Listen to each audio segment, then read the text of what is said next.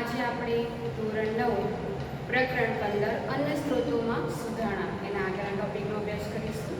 Last સેશનમાં આપણે પશુપાલનનું શું મહત્વ છે, પછી ભારતમાં દેશી જાતિઓના નામ, વિદેશી જાતિઓમાં કયા દુધાળા પશુઓ છે એના આપણે નામ શીખી ગયેલા, સંકરણના શું ફાયદા થાય છે એ પણ આપણે માહિતી મેળવી હતી. આ ઉપરાંત પશુપાલન કરતી વખતે કઈ બાબતોનું ધ્યાન રાખવું જોઈએ, તેમાં રહેઠાણ એટલે કે નિવાસ સ્થાન, પશુઓનો આહાર અને એમના સ્વાસ્થ્ય સંબંધિત માહિતી આપણે મેળવી હતી. બરાબર, આ ત્રણ વસ્તુ વિશે કે આપણે પશુનું ધ્યાન રાખી શકાય જેથી દૂધ ઉત્પાદનમાં વધારો કરી શકાય એના વિશે માહિતી મેળવી હતી. હવે આજે આપણે નેક્સ્ટ ટોપિક ભણવાનો છે આગળનો, મરઘા પાલન.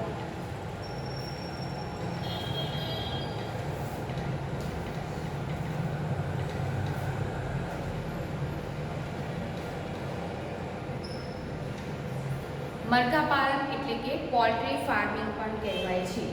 પશુપાલનમાં જેમ દુધાળા ઢોર જે હોય છે એનું પણ વ્યક્તિઓ એમને રાખતા હોય છે અને એના દૂધ ઉત્પાદનમાં વધારો કરવા માટે એમના સુધારણા પણ કરતા હોય છે.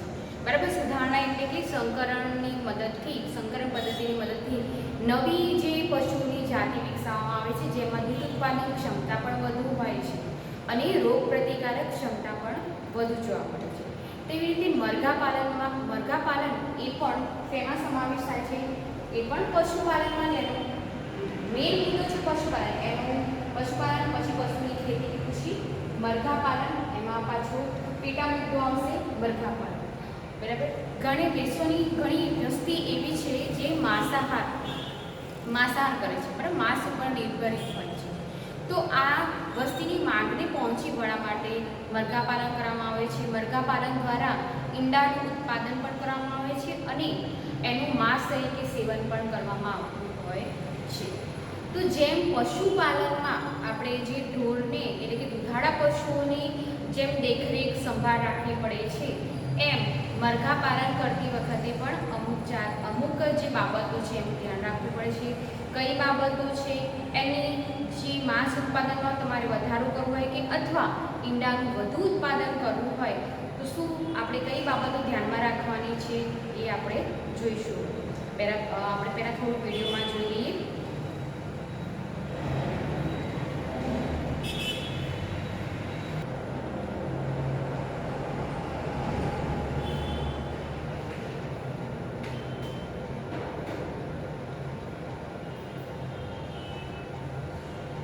મરઘા પાલન ઈંડા તેમજ માંસનું ઉત્પાદન આહારના સ્ત્રોત સ્વરૂપે કરવા પાલતુ પક્ષીઓ જેવા કે કૂકડા, મરઘા, બતકો વગેરેનું પાલન કરવામાં આવે છે. તેને મરઘા પાલન કહે છે. ઈંડા માટે ઈંડા આપનારી મરઘીનું પાલન અને માંસ માટે બ્રોઇલર પ્રકારના મરઘાને પાળવામાં આવે છે. બે પ્રકારના પક્ષીઓના મરઘા પાલનમાં ઉછેર કરવામાં આવે છે. લેયર ઈંડા માટે અને બ્રોઇલર માંસ માટે. વિવિધ સંકરણ પદ્ધતિ નવી સંકર જાતોના વિકાસ માટે અપનાવાય છે. ભારતીય દેશી જાત જેવી કે એસેલ અને વિદેશી જાત જેવી કે લેગહોર્ન જાતોનું સંકરણ કરાવાય છે. આથી નવી સંકર જાતમાં વિવિધ ઐચ્છિક લક્ષણો જોવા મળે છે, જેવા કે 1. નવી સંકર જાત વધારે સંખ્યામાં અને સારી ગુણવત્તાવાળા મરઘાના બચ્ચા ઉત્પન્ન કરી શકવી જોઈએ. 2. નાના કદના બ્રોઇલર માતા પિતા દ્વારા તેમના બચ્ચાઓનું વ્યવસાયિક ઉત્પાદન હેતુ. 3. સંકર જાત ગરમી સામે અનુકૂલન ક્ષમતા, ઊંચા તાપમાનને સહન કરવાની ક્ષમતા ધરાવતી હોવી જોઈએ. 4. સાર સંભાળમાં ઓછા ખર્ચની જરૂરિયાત હોવી જોઈએ. 5. ઈંડા મૂકનારા પક્ષીઓ કદમાં નાના અને ખેતીની આડપેદાશ કે ઉપપેદાશના ઉપયોગથી બનતા રેસામય સસ્તા ખોરાકનો ઉપયોગ કરતા હોવા જોઈએ.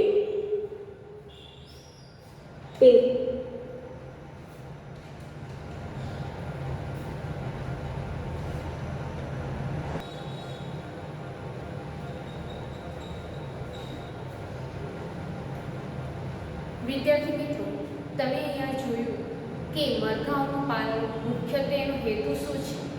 તો ઈંડાનું ઉત્પાદન કરવા માટે અને માંસનું ઉત્પાદન કરવા માટે શેના માટે મરઘાનું પાલન કરવામાં આવતું હોય છે. તો અહીંયા ઈંડા આપવાવાળી મરઘી અને માંસ ઉત્પાદન એટલે માંસ જે ઉત્પાદન કરે અથવા માંસ તરીકે જેનો ઉપયોગ કરવાનો છે એ મરઘીઓના નામ અલગ અલગ છે. તો ઈંડા આપતી જે મરઘી છે એને લેયર મરઘી, એનું નામ શું છે? લેયર મરઘી પાલન કરવામાં આવે છે. અને માંસ માટે બ્રોઇલરને પાડવામાં આવે છે. જેમ હવે આપણે દુધાળા ઢોરમાં નામ જોઈએ કે રાતી સિંધીવાલી હોય છે, સાઈવાલ ગાય હોય છે, વિદેશીમાં જર્સી ગાય હોય છે, બ્રાઉન સ્વિસ ગાય હોય છે.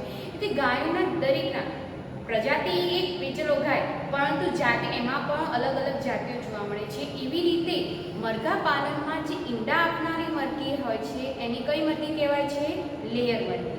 અને માંસ ઉત્પાદન માટે જે મરઘાને પાડવામાં આવે છે એને બ્રોઇલર તરીકે ઓળખવામાં આવે છે. આ નામ આપણે યાદ રાખીશું. ખાલી જગ્યા મને પૂછાય છે કે ઈંડા આપનારી મરઘીનું નામ ખાલી જગ્યા છે, બરાબર, અથવા માંસ ઉત્પાદન હેતુ માટે કઈ મરઘી પાડવામાં આવે છે? તો બ્રોઇલર. હવે જેમ આપણે સંકરણ પદ્ધતિ દ્વારા નવી જાતિનો વિકાસ કરીને ઐચ્છિક લક્ષણો મેળવી શકીએ છીએ, તેવી જ રીતે મરઘા પાલનમાં પણ સંકરણ જાતિનો ઉપયોગ કરવામાં આવે, સંકરણ પદ્ધતિનો ઉપયોગ કરવામાં આવે છે. જેમ કે ભારતીય દેશી જે જાત છે એનું નામ શું છે? ભારતીય દેશી જે મરઘાનું નામ છે એસી, અને વિદેશી જાત એમાં શું નામ છે? લેગહોર્ન, બરાબર. તો આ બંનેનું સંકરણ કરીને નવી જાતિ વિકસાવવામાં આવતી હોય છે. કે જે નવી જાતિમાં ઐચ્છિક લક્ષણો કેવા હોવા જોઈએ એ આપણે સમજી ગયા. કઈ આપણે નામ યાદ રાખીશું. જો ઈંડા આપનારી મરઘી લેયર, માંસ ઉત્પાદનના હેતુ માટે કઈ વપરાય છે? બ્રોઇલર. પરંતુ ભારતીય દેશી એ માંસ ઉત્પાદન માટે આપણે નામ યાદ રાખીશું, પણ સંકરણ પદ્ધતિમાં કઈ બે જાતિઓનો ઉપયોગ કરવામાં આવે છે? ભારતીય દેશી એસિલ મરઘા પાલનમાં, બરાબર, ભારતીય દેશી એસિલ નામ છે, અને વિદેશી જાતમાં લેગહોર્ન. બંનેનું સંકરણ કરીને નવી જાતિનો વિકસાવવામાં આવે છે સંકરણ પદ્ધતિ દ્વારા. હવે જે નવી જાતિ ઉદ્ભવે છે સંકરણ પદ્ધતિ દ્વારા, એમાં કયા ઐચ્છિક લક્ષણો કયા હોવા જોઈએ? તો એ તમને મુદ્દા હમણાં આપણે વિડીયોમાં જોઈ ગયેલા, ફરીથી એકવાર શોર્ટમાં સમજી લઈએ કે જે નવી સંકર જાતિ ઉદ્ભવી એની જે બચ્ચાની સંખ્યા વધુ પ્રમાણમાં, એની ગુણવત્તા સારી હોય એ જરૂરી છે. બીજો મુદ્દો છે કે નાના કદના જે બ્રોઇલર ભલે માંસ ઉત્પાદન માટે વપરાય છે બ્રોઇલર, એના માતા પિતા તરફ તેમના બચ્ચાઓનું વ્યવસાયિક ઉત્પાદન હેતુ, એટલે કે બ્રોઇલર જે માતા પિતા હોય છે એમના જે બચ્ચા ઉદ્ભવે છે એનો જે વ્યવસાયિક હેતુ સિદ્ધ થાય એના માટે વધુ ઉત્પાદન કરી શકે એવું હોવું જોઈએ. આ ઉપરાંત ગરમીથી અનુકૂલન ક્ષમતા. હવે જેમ આપણે તાપમાનની સામે યોગ્ય અનુકૂલન સાધી શકીએ એવી રીતે અહીંયા મરઘા પાલનમાં પણ ગરમીથી અનુકૂલન ક્ષમતા અથવા ઊંચા તાપમાનને સહન કરી શકે એવી નવી જાતિઓ વિકસાવવામાં આવે છે. આ ઉપરાંત સંકર જાતિ તમે જે મરઘા પાલનમાં કરો છો એની સાર સંભાળ ઓછા ખર્ચમાં પણ પહોંચી વળે એવી હોવી જોઈએ. આ ઉપરાંત ખેતી માટે જે ઉપયોગી ખાદ, જે હવે તમે ખેતી કરતા હો એમાં જે ખેતીની આડ પેદાશો કે નવું અમુક પ્રકારનું ભૂસું નીકળતું હોય છે, અમુક પ્રકારનું ઘાસ નીકળતું હોય છે, જે બધું આ આહાર કેવો હોય છે? રેસાયુક્ત હોય છે. તો આ રેસાયુક્ત આહારનો ઉપયોગ કરી શકે તેવા મરઘા પાલન અથવા એવી નવી સંકર જાતિનો વિકાસ કરવામાં આવે છે. તો ઐચ્છિક લક્ષણો ખ્યાલ આવી ગયા કે મરઘા પાલનમાં જે સંકરણ પદ્ધતિ દ્વારા જે નવી જાતિઓ ઉદ્ભવે છે તે એમાં કયા લક્ષણો હોવા જોઈએ? તો વધુ માંસ ઉત્પાદન કરી શકે તેવું હોવું જોઈએ, વ્યવસાયિક હેતુ માટેનું સિદ્ધ થવું જોઈએ. આ ઉપરાંત જે પણ તમે નવી જાતિ વિકસાવો છો એની સાર સંભાળ ઓછી રાખી શકે, બહુ સાર સંભાળની જરૂર ના પડે એવું હોવું જોઈએ. પછી જે નવી જાતિ વિકસાવી છે એની ખોરાક તરીકે ખેતીની જે આડપેદાશો છે એનો રેસાયુક્ત જે આહારો છે એનો ઉપયોગ કરી શકે એવા હોવા જોઈએ. ખ્યાલ આવી ગયું. હવે આપણે તમારે પેજ નંબર 211 નીચે એક વાક્ય આપેલું છે પેજ નંબર 211 ટેક્સ્ટ બુકમાં તમારે ઓપન કરો. એમાં ક્વેશ્ચન છે કે નીચે આપેલા વિધાનનું વિવેચન કરો.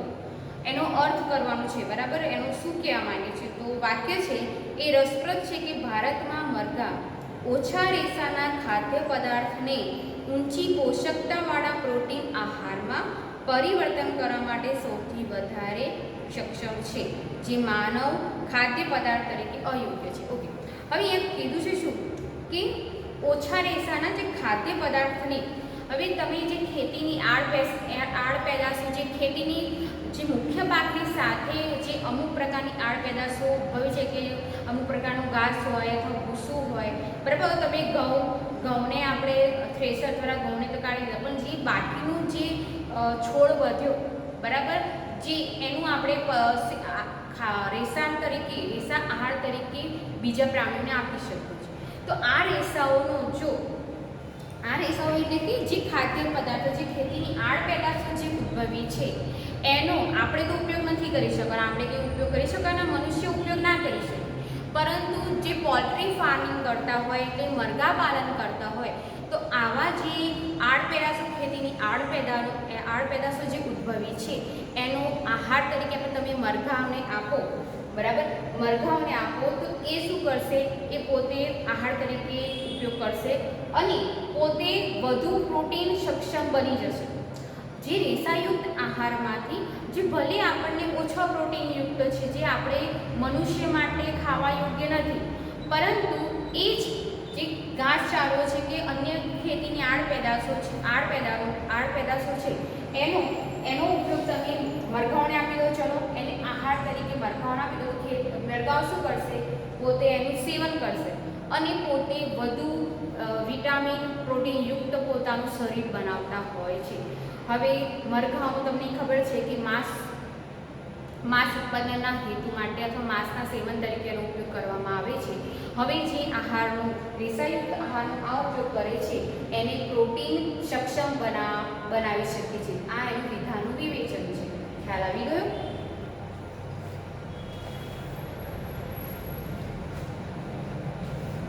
હવે ઈંડા અને બ્રોઇલરનું ઉત્પાદન. ઈંડા અને બ્રોઇલરનું ઉત્પાદન એટલે ઈંડા આપનારી જે મરઘી છે, અથવા જે બ્રોઇલર મરઘાઓ છે કે મરઘીઓ છે, બરાબર, એનું માંસ, બ્રોઇલરનું તમને ખબર છે કે માંસ ઉત્પાદનના માટે કરવામાં આવે છે, અને ઈંડા આપનારી મરઘી કઈ છે? લેયર મરઘી છે. તો એમને કયો આહાર આપવો જોઈએ કે જેથી વધુ સક્ષમ બની શકે, પ્રોટીનયુક્ત બની શકે, વિટામિન્સયુક્ત બની શકે? તો એમના માટે યોગ્ય આહારની પણ જરૂર છે. એનું નિવાસ સ્થાનમાં શું સાર સંભાળ રાખવાની, એ હવે આપણે જોઈ લઈશું.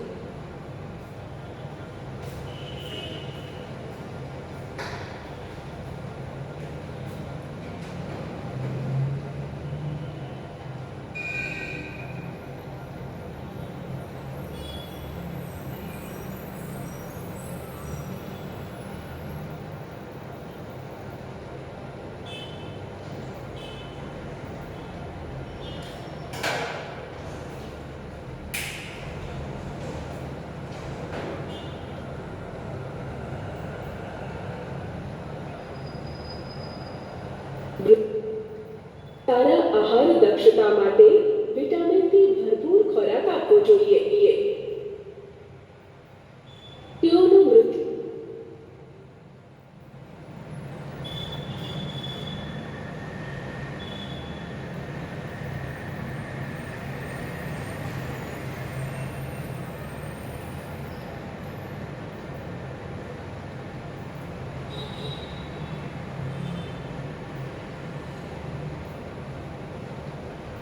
ઉત્પાદન.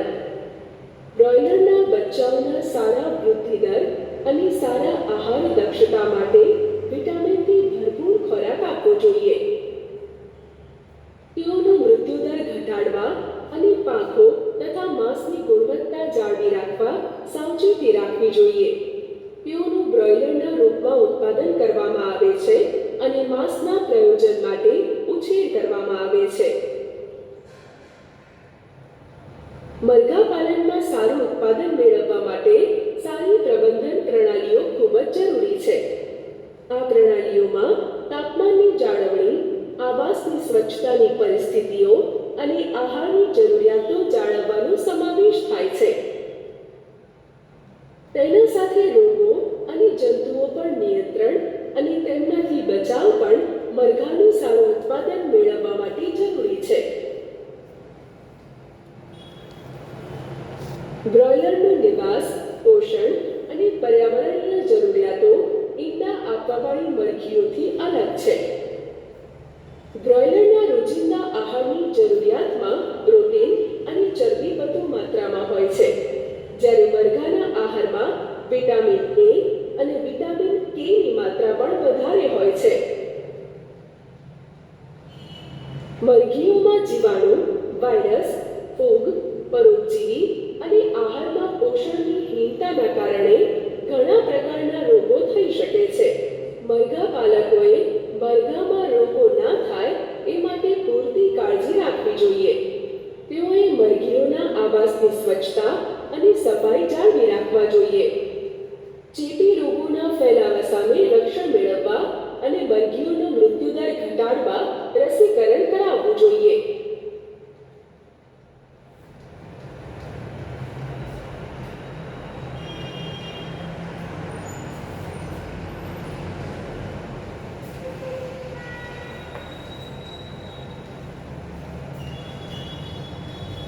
વિદ્યાર્થી મિત્રો, તમે અહીં જોઈ ગયા કે ઈંડા આપવાળી મરઘી અને બ્રોઇલર એટલે માંસના ઉત્પાદન માટે જે બ્રોઇલર મરઘાઓને પાળવામાં આવે છે એમની આહારની જરૂરિયાતો કેવી હોય છે, અલગ જોવા મળે છે. બ્રોઇલર જે મરઘાઓ હોય છે એટલે કે જે માંસ ઉત્પાદન માટે જેમનું શું કરવામાં આવે છે, સંવર્ધન કરવામાં આવતું હોય છે અથવા એનું ઉત્પાદન કરવામાં આવતું હોય છે, એમને આહાર તરીકે વધુ પ્રોટીનયુક્ત, વિટામિનયુક્ત અને ચરબીયુક્ત આહાર આપવો પડે છે. જ્યારે ઈંડા આપવાવાળી મરઘી છે એમને વિટામિન એ અને વિટામિન કે યુક્ત આહાર આપવો પડે છે.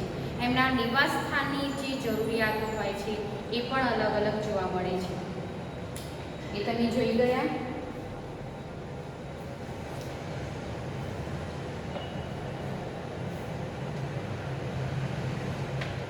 આ ઉપરાંત નિવાસ સ્થાનને સ્વચ્છ, જેમ આપણે દુધાળ ઢોરોમાં પણ નિવાસ સ્થાન કેવું સ્વચ્છ, હવા ઉજાસ યુક્ત હોવું જોઈએ, બરાબર. તો તેવી રીતે મરઘાઓમાં પણ જે એમનું નિવાસ સ્થાન હોય છે કે જ્યાં એમને પાળવામાં આવે છે ત્યાં એમનું નિવાસ સ્થાન હવા અને પ્રકાશ, હવા ઉજાસવાળું હોવું જોઈએ, સ્વચ્છ હોવું જોઈએ, જેથી એમના રોગોનું સંક્રમણ વધી શકે નહીં.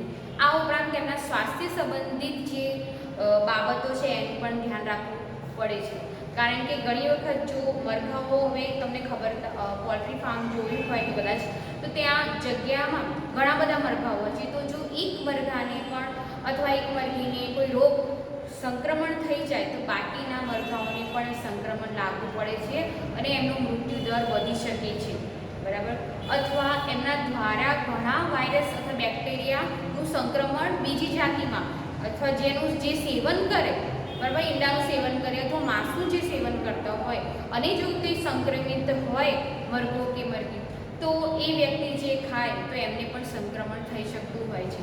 એટલા માટે આ બાબતોનું ખૂબ જ ધ્યાન રાખવું પડે છે. રોગોથી સંક્રમિત ન થાય એ માટે હવે એમને રોગો સંક્રમણ કઈ કઈ બાબતો દ્વારા થાય, તો વાયરસ દ્વારા, બેક્ટેરિયા દ્વારા થતું હોય છે. અમુક પ્રકારના જંતુઓ દ્વારા પણ રોગથી સંક્રમિત થઈ શકતા હોય છે. આ ઉપરાંત ઘણી વખતે જો એમને યોગ્ય આહાર ન આપવામાં આવે, પોષણયુક્ત આહાર ન આપવામાં આવે, બરાબર, ત્યારે પણ શું થાય છે, રોગોથી સંક્રમિત થઈ શકતું હોય છે. કારણ કે જો તમે આહાર યોગ્ય ના આપો તો એમની રોગ પ્રતિકારક ક્ષમતા ઘટી જાય. તો એટલા માટે આ બધી બાબતોનું ધ્યાન રાખવું જરૂરી છે અને યોગ્ય સમયાંતરે એમનું રસીકરણ પણ કરાવવું જોઈએ. જેમ ઢોરોમાં પણ રસીકરણ કરવામાં આવે છે, તેવી રીતે મરઘાઓમાં પણ અમુક પ્રકારના જે બેક્ટેરિયા કે વાયરસથી રોગો થઈ શકે, એ લગભગ ખબર હોય કે આ રોગો થવાના છે, તો એને અનુલક્ષીને એમનું રસીકરણ કરાવવું જોઈએ, જેથી એમનું મૃત્યુદર ઘટાડી શકાય અને વધુ પ્રકારમાં ઉચ્ચ જે માંસ ઉત્પાદન અને ઈંડાઓનું ઉત્પાદન કરી શકાય છે.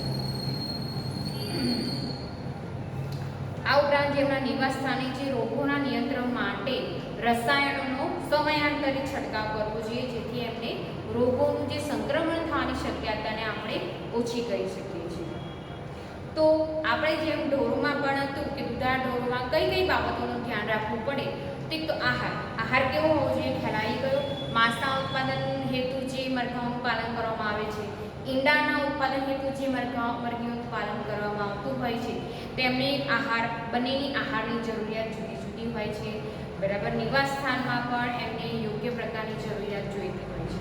નિવાસ સ્થાન કેવું હોવું જોઈએ, સ્વાસ્થ્ય સંબંધ, આ 3 બાબતો બંનેમાં સિમિલર આવશે. આહાર, સ્વાસ્થ્ય અને બીજું કોઈ આવશે નિવાસ સ્થાન. કઈ કઈ બાબતો આ મુદ્દાને અનુલક્ષીને તમારે એનું લખવું પડે કે મરઘાઓનું જે અથવા ઈંડા અથવા બ્રોઇલરનું જે ઉત્પાદન કરતું હોય કઈ બાબતોનું ધ્યાન રાખવું જોઈએ, તો આ બધી બાબતોનું ધ્યાન રાખવું પડતું હોય છે. હવે જે પેજ નંબર 211 ઉપર ટેક્સ્ટબુકમાં જે ઇન્ટેક્સના 2 પ્રશ્નો આપેલા છે. પહેલો પ્રશ્ન છે કે પશુપાલન અને મરઘા પાલનની પ્રબંધન પ્રણાલીમાં શું સમાનતા છે. પ્રબંધન એટલે કે વ્યવસ્થાપન પ્રણાલીમાં શું સમાનતા છે. હમણાં જ મેં તમને કહી દીધું 3 બાબતોમાં સમાનતા છે કે એમનું આહાર, એનું નિવાસ સ્થાન અને સ્વાસ્થ્ય સંબંધી જે 3 બાબતો સમાન છે બંનેમાં. આ બંને બાબતોને અનુલક્ષીને પશુઓનું પણ યોગ્ય સંભાળ રાખવી પડે છે અને આ 3 બાબતો આધારિત મરઘાઓનું પણ પાલન કરવામાં આવતું હોય છે. 3 બાબતોમાં કયો આહાર જોઈએ, કેવું નિવાસ સ્થાન જોઈએ, પછી કયા રોગો શેના દ્વારા થતા હોય છે, તો વાયરસ, બેક્ટેરિયા અથવા જીવજંતુઓ અથવા પોષણક્ષમ આહારની કમીના કારણે પણ રોગો થતા હોય છે. તો 3 બાબતો બંનેમાં સમાન છે. સેકન્ડ, બ્રોઇલર અને ઈંડા આપવાવાળી મરઘીઓમાં શું ભેદ છે, તેમના પ્રબંધનના ભેદને સ્પષ્ટ કરો. શું ભેદ છે? ભાઈ, બ્રોઇલર જે મરઘી અથવા મરઘાઓનું પાલન કરવામાં આવે છે એ માંસના ઉત્પાદન હેતુ કરવામાં આવે છે, જ્યારે ઈંડા આપવાવાળી જે મરઘીઓ છે એનું નામ શું છે, લેયર મરઘી છે. તો એમના પ્રબંધનમાં શું તફાવત છે, તો જે બ્રોઇલર મરઘાઓનું ઉત્પાદન કરવામાં આવે છે એમનું નિવાસ સ્થાન લેયર મરઘી કરતાં એની જરૂરિયાત જુદી હોય છે. આ ઉપરાંત બ્રોઇલર મરઘાઓનું આહારમાં પ્રોટીનયુક્ત આહાર એમને આપવો જરૂરી હોય છે. ચરબી વધુ માત્રામાં હોય એવો આહાર આપવામાં આવતો હોય છે, જ્યારે લેયર મરઘીને વિટામિન એ અને વિટામિન કે યુક્ત આહાર વધુ માત્રામાં આપવામાં આવતો હોય છે. ખ્યાલ આવી ગયો? ઓકે. હવે તમારી પ્રવૃત્તિ આપેલી છે કે જો તમારી આસપાસ કોઈ પોલ્ટ્રી ફાર્મ હોય તો એમાં કઈ કઈ જાતો છે તે જે તે વ્યક્તિ મરઘા પાલન કરતા હોય એમને તમે પૂછો. આ ઉપરાંત એમનો આહાર એ લોકો કેવી રીતે આપે છે, એમનું નિવાસ સ્થાન કેવું છે, પછી એમને સુવિધાઓ કઈ કઈ આપવામાં આવતી હોય છે એ બાબતોની નોંધ કરવાની છે. હવે એના પછીનો ટોપિક છે આપણે મત્સ્ય ઉછેર અથવા મત્સ્ય ઉત્પાદન. મરઘા પાલન પછી આ નેક્સ્ટ ટોપિક આવશે મત્સ્ય ઉછેર. બરાબર.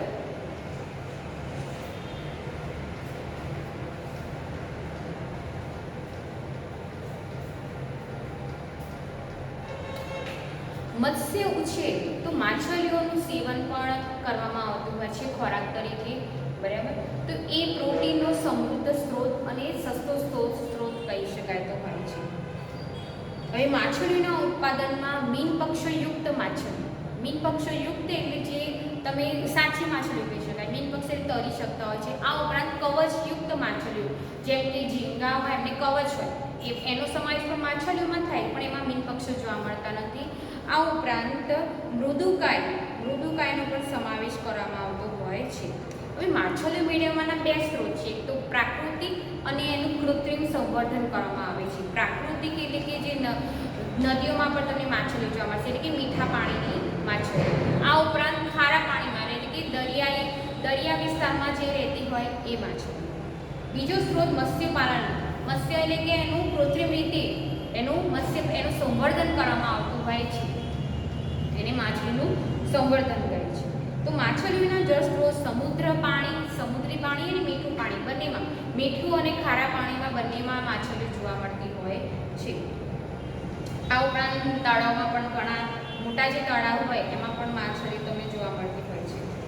એટલા માટે માછલીઓ પકડવી પ્રાકૃતિક રીતે જે સ્ત્રોત હોય છે કે એની પકડવાની રીતો, એને મેળવવાની રીતો અલગ અલગ હોય છે. જ્યાં માછલીનું સંવર્ધન કરવામાં આવતું હોય એટલે માછલીનું સંવર્ધન એટલે કે ચોક્કસ વિસ્તારમાં તમે જેને વ્યવસાયિક હેતુ ઉત્પાદન માટે સ્પેસિફિક કોઈ વિસ્તારમાં માછલીઓનું સંવર્ધન, અલગ અલગ જાતિઓનું સંવર્ધન કરવામાં આવે એને મત્સ્ય કેન્દ્ર અથવા કૃત્રિમ મત્સ્ય કેન્દ્ર કહેવામાં આવે છે. તો એની જે પાળવાની એની સાર સંભાળની રીતો પણ અલગ જોવા મળતી હોય છે. હવે એમાં કઈ કઈ બાબતો આપણે ધ્યાન રાખવાનું છે, કઈ માછલીઓ છે કે જેનું ખોરાક તરીકે ઉપયોગ કરવામાં આવે છે એ બી આપણે જોવાની છે. તો આજના સેશન માટે આપણે આટલું રાખ્યું. નેક્સ્ટ સેશનમાં જે માછલીઓની વિવિધ જાતિઓ છે એનો કયા કયા નામો છે એનો અભ્યાસ કરીશું. બરાબર. સંવર્ધન કેન્દ્રમાં કઈ બાબતોનું ધ્યાન રાખવું પડે એ બાબતો આપણે સમજી લઈશું. તો તમારે હોમવર્કમાં શું કરવાનું છે? હોમવર્કમાં જે ઇન્ડેક્સના બંને પ્રશ્નો છે, એક તો નીચે આવેલા વિધાનનું વિવેચન કરો, પેજ નંબર 211ના ત્રણેય પ્રશ્નો તમારે લખવાના છે. બરાબર. એ ત્રણેય પ્રશ્નો મેં જે તમને આજે સોલ્વ કર્યા છે ત્રણેય પ્રશ્નો તમારે લખવાના છે. ફરી નેક્સ્ટ સેશનમાં મળીએ. બાય. Thank you.